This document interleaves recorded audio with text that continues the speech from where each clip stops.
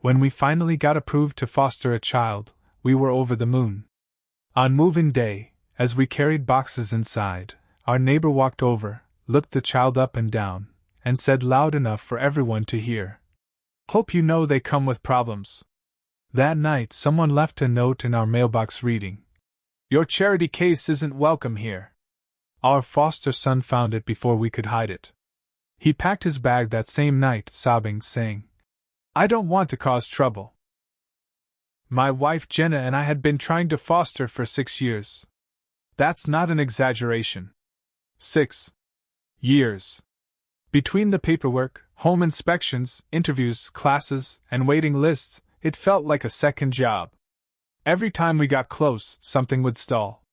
A caseworker would move departments. A new form would be required. The housing market crash even delayed things because we had to prove our house value hadn't dipped too low for the agency's standards. But it finally happened. Approval came through. Micah was 11. Brown eyes, dark hair, quiet but observant. His caseworker told us he was smart, really smart, but trauma had made him cautious. 2 failed placements already. 1 family split up. The other just gave up after he struggled in school. He just needs stability, the caseworker said. He needs to know someone is in his corner. We wanted to be those people. No, we were determined. We spent weeks setting up his room. Soft blue walls. Space posters. Bookshelves already stocked. A desk for schoolwork. New clothes. We even adopted a rescue dog, thinking a buddy might help Micah adjust. His name was Toby. Big goofy golden retriever who thought he was a lapdog. When moving day arrived, Jenna had this glow about her. I hadn't seen her smile like that in years. Micah stood next to me on the driveway, clutching a blue stuffed whale he called Winston. I lifted the first box out of the car, and he whispered, "You don't have to carry my stuff. I can do it." It almost broke me. After everything he'd been through, he was still trying to be low maintenance. Still trying not to be a burden. "We got it, buddy," I told him. That's what families do. Our next-door neighbor. Mid-40s. Blonde. Designer sunglasses even on cloudy days. Ran the local Facebook group for the neighborhood. Self-declared enforcer of community standards. She came striding across her lawn with a plastic smile. Held her iced coffee like it was a crown. She didn't introduce herself to Micah. Didn't welcome him. Didn't even look at Jenna. She looked Micah up and down and said, "Hope you know they come with problems." Loud enough for the couple walking their beagle across the street to hear. Loud enough for Micah to hear. I froze. My fingers tightened on the box until I thought the cardboard would tear. Before I could say a word, Jenna came out of the house, completely unaware. "Hey there, Colleen! Just getting Micah settled." Colleen didn't even acknowledge her. Just gave a tight nod and walked back to her house like she just completed some important civic duty. Micah didn't say anything. He looked down at his sneakers. I felt like I'd swallowed a brick. That night, Jenna and I put Micah to bed after pizza and a movie. He seemed okay. Tired but calm. We thought maybe, just maybe, the day's tension had passed. The next morning, I went out to get the newspaper. Noticed the mailbox door was cracked open. Inside was a piece of paper. Folded. No envelope. No name. I opened it. "Your charity case isn't welcome here." At first, my brain wouldn't even process it. It was just words on a page. Then I felt Micah behind me. He'd woken up early. Toby stood beside him, tail wagging, clueless. Micah looked from the paper to me. His face drained of color. His mouth opened like he was going to say something, but nothing came out. Then, barely audible, "I don't want to cause trouble. I'll go." Before I could even react, he turned and ran back inside. Grabbed his backpack. Started throwing in clothes, his toothbrush, Winston the whale. I followed him into his room. "Micah. No. You don't have to go anywhere. This is your home now. Tears rolled down his cheeks. But they don't want me here. I'll just ruin everything. Jenna appeared behind me.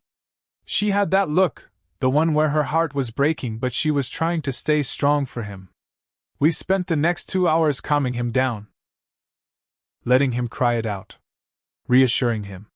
Finally, exhausted, he unpacked his things. But his smile was gone. And something cold and hard formed in my chest. Colleen had declared war on a child. On my child. She had no idea who she was dealing with. I started paying attention.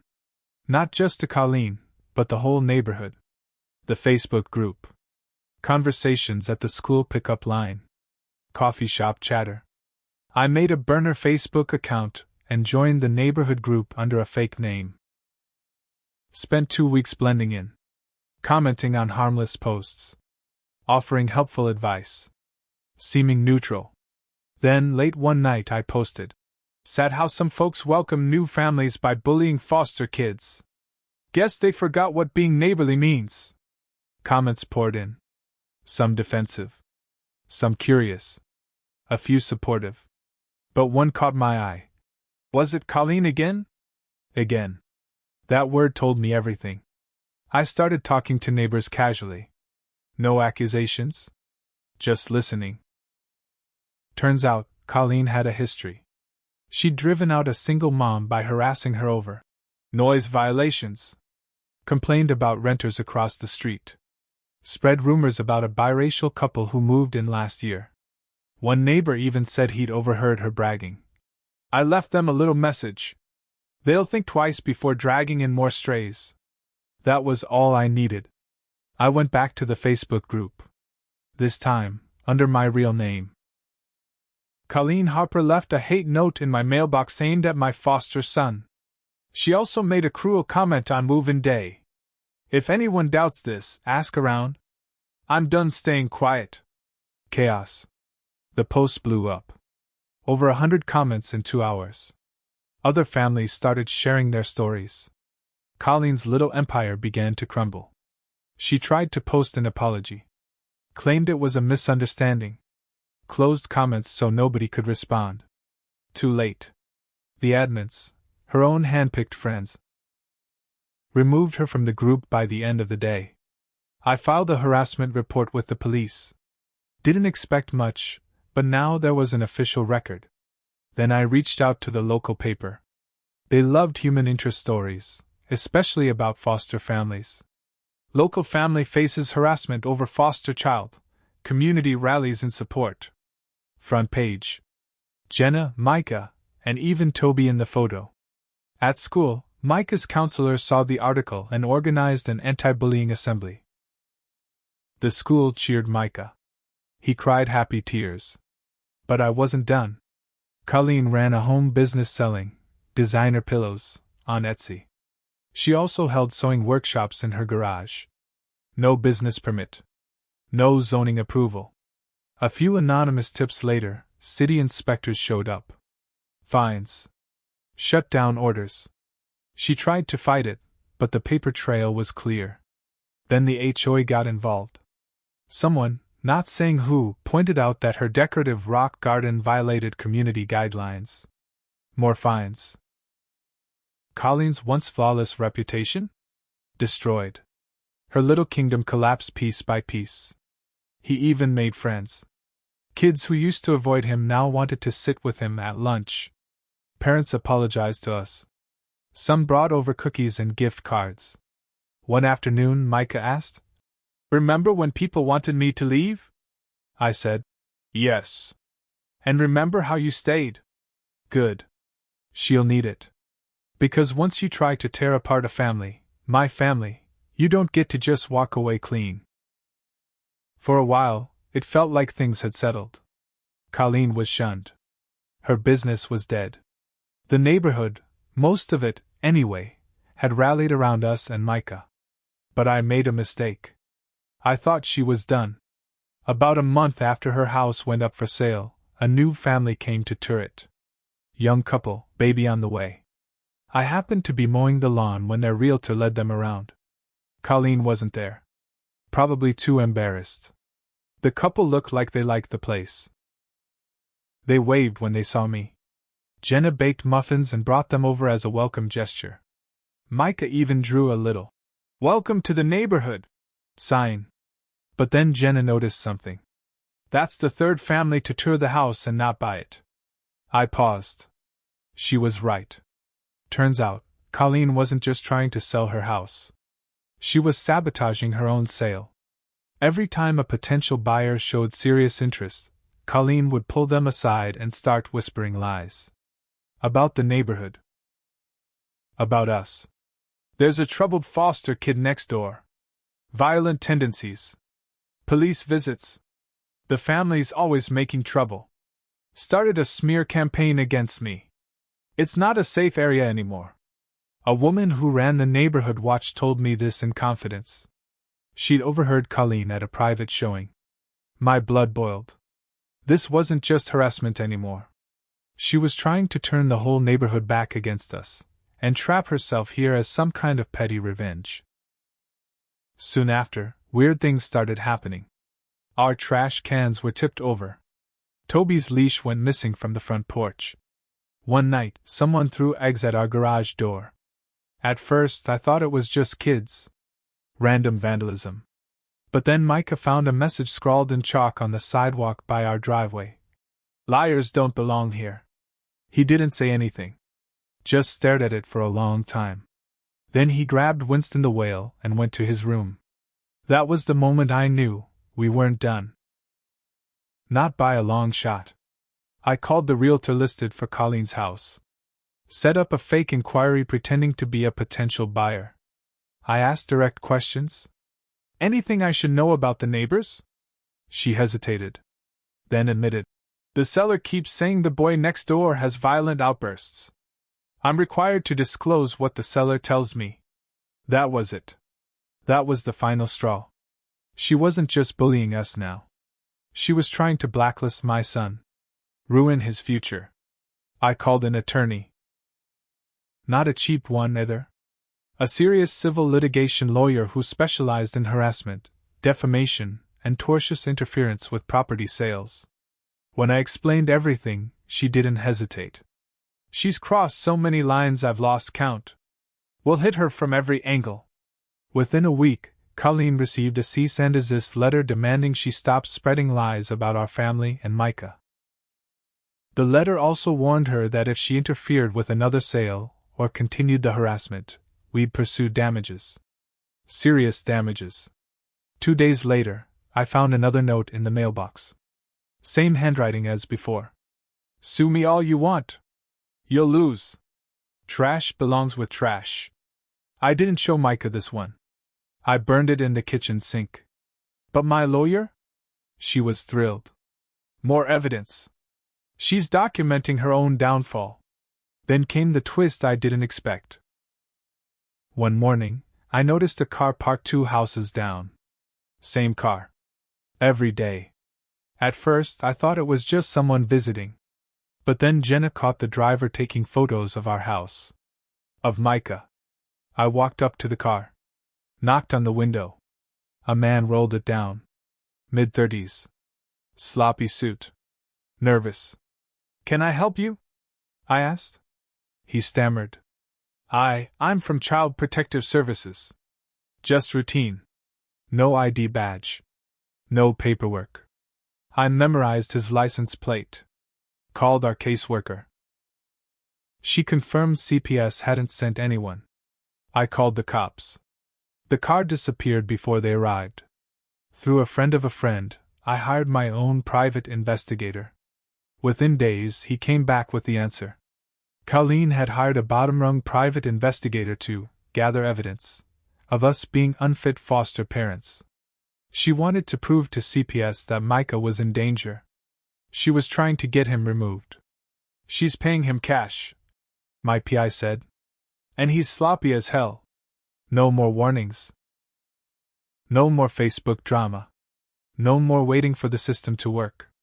We gathered everything. Every note. Every photo. Every message.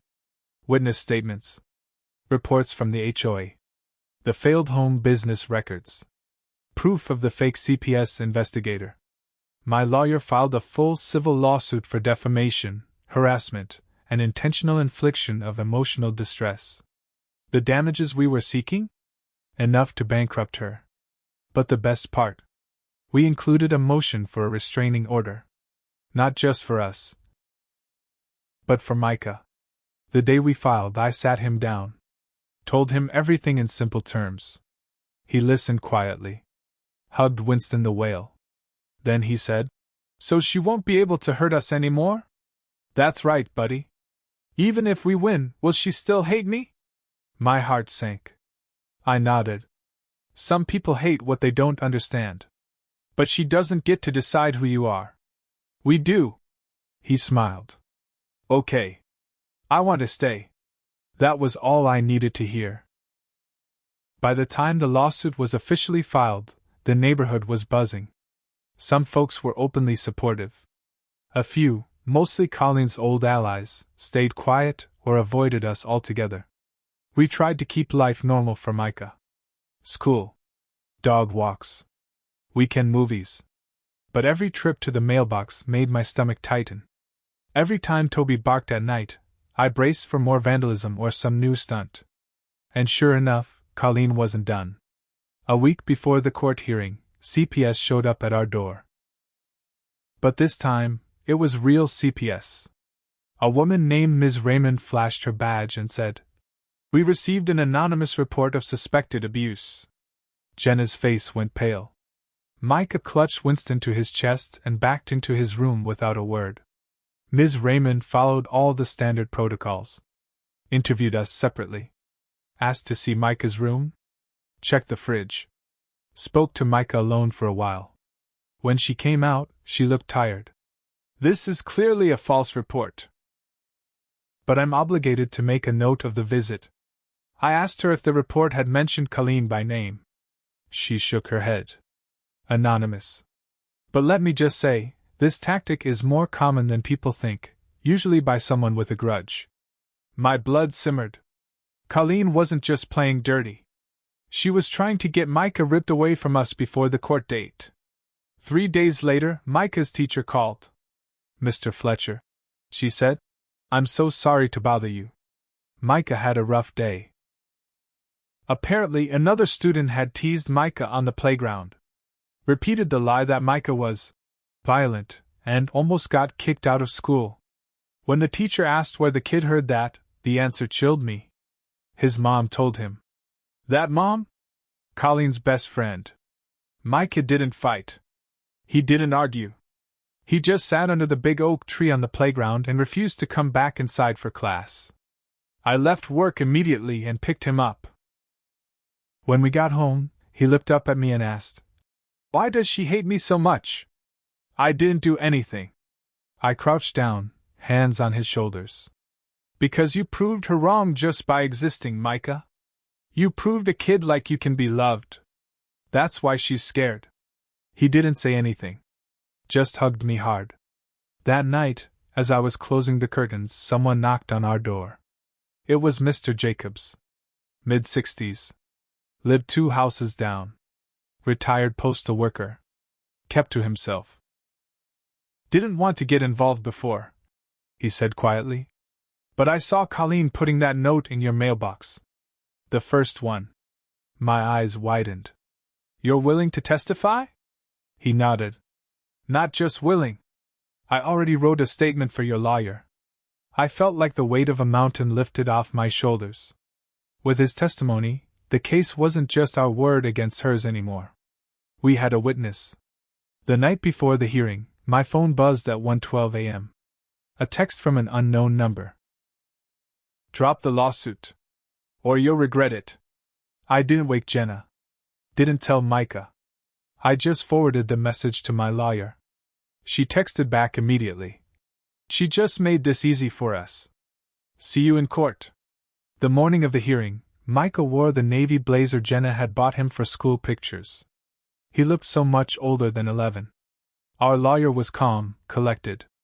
Colleen showed up with a cheap attorney who looked like he just graduated law school. She looked worn down. Makeup heavy.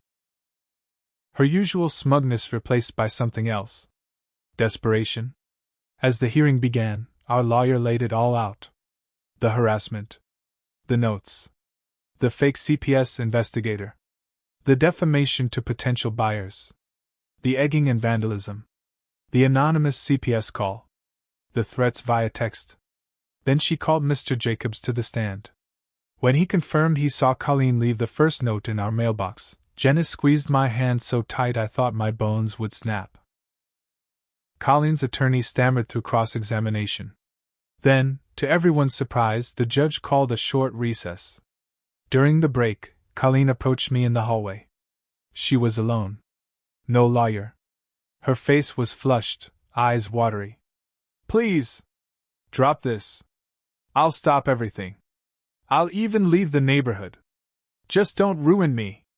I stared at her for a long moment. "You already ruined yourself." I turned and walked away. Micah was waiting in the hallway with Jenna. He held Winston tight but gave me a thumbs up. When we went back into the courtroom, I thought we had it in the bag. Our lawyer's case was solid. Mr. Jacobs's testimony was a nail in the coffin. Colleen's lawyer looked like he wanted to crawl under the table. But the judge surprised everyone. "I find the evidence overwhelmingly in favor of the plaintiffs. However, rather than proceed immediately to damages, I'm ordering mandatory mediation before civil penalties are finalized." Mediation. Basically, the court's way of saying maybe you can settle without me dropping the hammer. Jenna and I exchanged a look.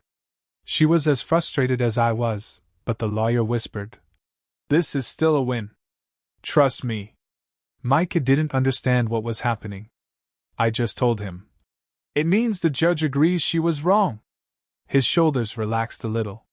The court assigned a mediator and scheduled a session 2 weeks out. In the meantime, Colleen's lawyer sent over an offer, a written apology. $5,000 settlement. A promise to stop all contact. My lawyer nearly laughed out loud. "We're seeking 6 figures and a restraining order." They're scared. This is a Hail Mary. We rejected it. Mediation day arrived. We met in a small conference room. Colleen looked worse than ever. Pale. Hair disheveled. Her lawyer was sweating bullets. The mediator asked each side to speak privately. Colleen's lawyer made one final offer, slightly higher money, same apology, same no-contact terms. I shook my head. Then the mediator returned with a message from Colleen herself. "She wants to confess something. To you. Off the record." I agreed. Jenna didn't want me to, but I needed to hear it. They let her into the room alone. She sat down, pulled out her phone, and showed me something I'll never forget. She opened a photo album on her phone. Screenshots. Messages. Colleen hadn't acted alone. That private investigator she hired? He was recommended by a rival foster parent. Someone we'd met during the application process years ago. A woman named Tasha Green. Tasha had applied to foster Micah before us. She'd been passed over after CPS flagged some issues with her home environment. "She blames you," Colleen said quietly. "She told me if I drove you out, she could try again when Micah was removed. She said she had connections at CPS. She fed me the lies to spread." I sat there stunned. Colleen had been a pawn in someone else's game. But she'd still chosen to play it. "Why are you telling me this now?" I asked. "Because I'm finished. I have nothing left to lose. Tasha won't cover for me anymore. I'm sorry." I didn't say a word. I just walked. That night, we provided all the new evidence to CPS and the court. The private investigator. The messages.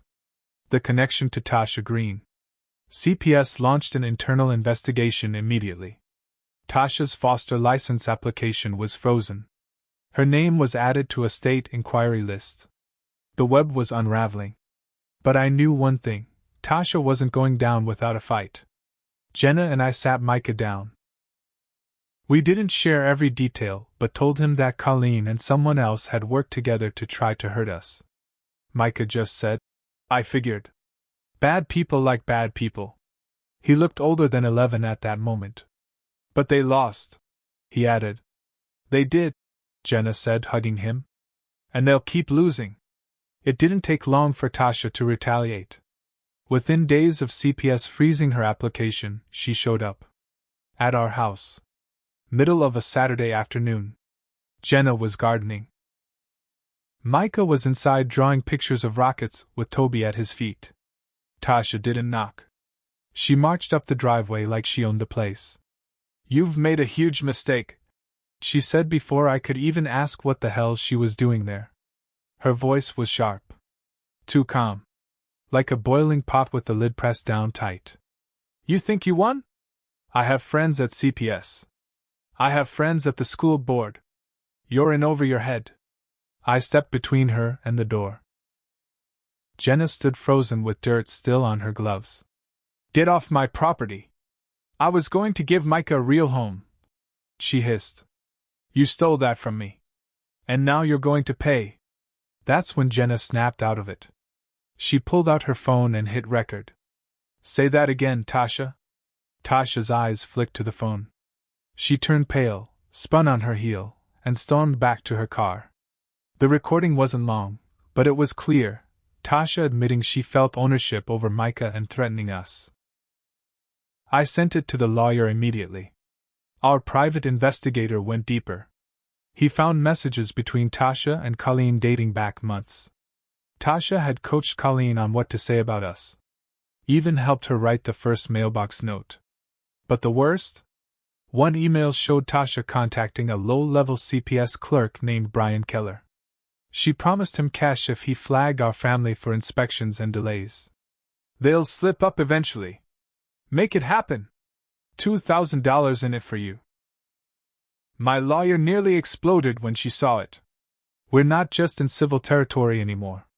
This is criminal conspiracy and bribery. She forwarded everything to the district attorney's office. By the end of the week, subpoenas were issued. Colleen was re-interviewed. She sang like a canary, providing her entire text history with Tasha and the PI. The CPS clerk, Brian Keller? He was arrested at work. Cuffed in front of half his department. Tasha's home was raided. They seized her devices. I didn't want Micah to hear about all this from the news or some kid at school. So we sat him down. "Some people tried to take you away from us, buddy. Not because you did anything wrong. Because they wanted control. And they were willing to break the law to do it." Micah frowned. "So, are they going to jail?" "That's up to the court now." "Good. They deserve it." He picked up Winston the whale and squeezed it hard. "I don't want to leave. Ever." Jenna pulled him into a hug. "You won't." "I promise." The lawsuit against Colleen pressed on. Facing criminal charges as a co-conspirator, she panicked.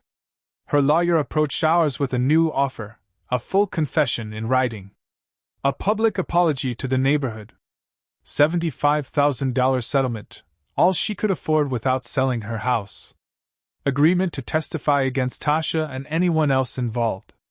My lawyer advised taking it. This locks her into our side of the criminal case. And it funds Micah's college savings. We agreed. Even as the criminal case moved forward, she kept filing nonsense motions in civil court. Claims we were alienating Micah from potential extended family opportunities. Petitions to force mediation. All rejected. But every filing delayed things. That was her real strategy. Delay. Exhaust us. Make us spend. Hope we'd give up. She didn't understand who she was dealing with. The local paper published a follow-up story.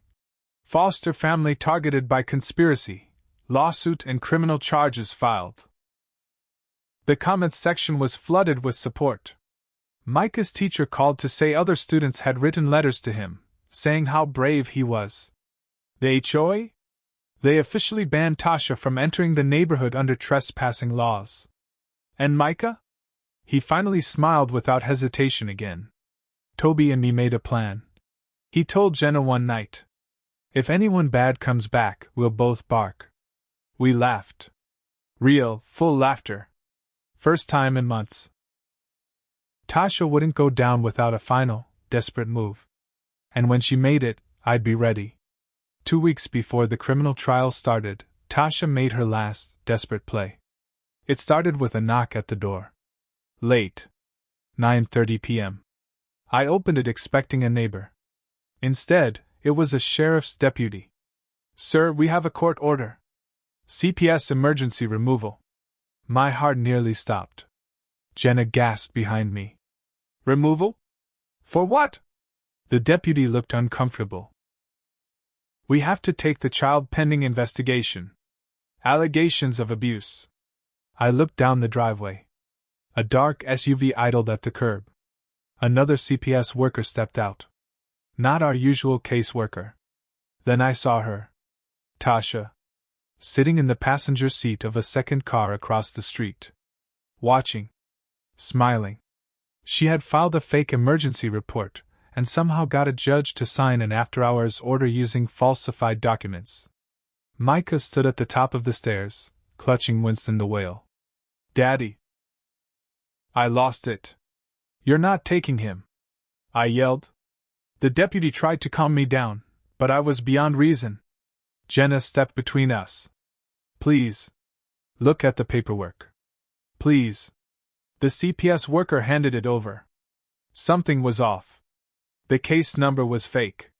The judge's signature was barely legible. The court stamp didn't match county records. I grabbed my phone and called our lawyer on speaker. She answered instantly. "Do not let them take him. Stall. That order's a fraud." I turned to the deputy. "You're being used. This isn't a real order. If you take him, you'll be aiding a felony kidnapping." The deputy paused. Looked at the CPS worker. "Ma'am, can I see your badge again?" She hesitated. Too long. The deputy's hand went to his radio.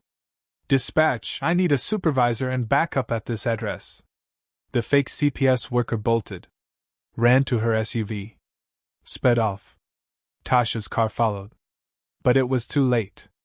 The patrol cars that arrived caught both vehicles before they left the neighborhood. Tasha and the fake CPS worker were arrested on the spot. That night was chaos. Police statements. CPS officials arriving to confirm Micah's safety. But by dawn, the full picture was clear. Tasha had hired a woman to impersonate a CPS officer and forge court documents. It was all caught on neighborhood security cameras. Colleen's previous confession linked Tasha directly to the conspiracy. The DA moved fast. New charges. Conspiracy to commit kidnapping, forgery, bribery of a public official, harassment, child endangerment. Her bail was denied. Brian Keller, the crooked CPS clerk, struck a deal to testify against her. 6 months later, the criminal trial began. The evidence was overwhelming. Colleen testified. Mr. Jacobs testified. The deputy testified. Even the HOA president took the stand, confirming Tasha's repeated harassment and trespassing. When it was our turn, Jenna spoke calmly about the terror Micah had felt. About the nights he woke up crying. About the fear that had stolen his childhood. I testified too. But I also admitted something. "Your Honor," I said, "I let anger control me at times. I wanted revenge as much as I wanted justice. That wasn't right. But it ends here. We want peace for our son. Nothing else." The judge nodded. The jury returned in under 3 hours. Guilty. On every count. Tasha was sentenced to 22 years in prison. No parole for at least 15. The fake CPS worker got 12 years. Brian Keller was barred from any government job for life and placed on probation after serving 1 year in jail. Colleen, after testifying, was fined heavily but spared prison. She sold her house and moved out of state within the month. The settlement money from Colleen? We put every penny into Micah's college fund. The civil lawsuit against Tasha's estate, what little she had, was awarded to us by default. Micah? He healed. Slowly. But he did. His school named him to the Student Leadership Council. He started therapy and grew close to a small circle of friends. On his 13th birthday, he hugged me tight and said, "We stayed. We didn't give up. Right? Right, buddy. We never will." At the peak of the fight, I'd been so obsessed with revenge that I lost sight of what mattered. Protecting Micah. Giving him stability. I'd chased every insult. Every slight. Every rumor. And it nearly made things worse. I'd played into their game. Their chaos. But in the end, truth won. Justice won. Not because I fought dirty, but because I stood firm. Because our family stood firm. And because, for once, the system did the right thing. Micah's adoption became official exactly 1 year after that awful move-in day. He signed the paperwork himself, in neat, careful handwriting. Micah Fletcher. Forever. Colleen's house? Now owned by a quiet, retired couple who grow tomatoes in the front yard. Tasha? Serving her sentence. Forgotten by almost everyone. Except me. Not out of anger anymore. But as a reminder of how far I'll go, and how far I won't, to protect my family. No matter what.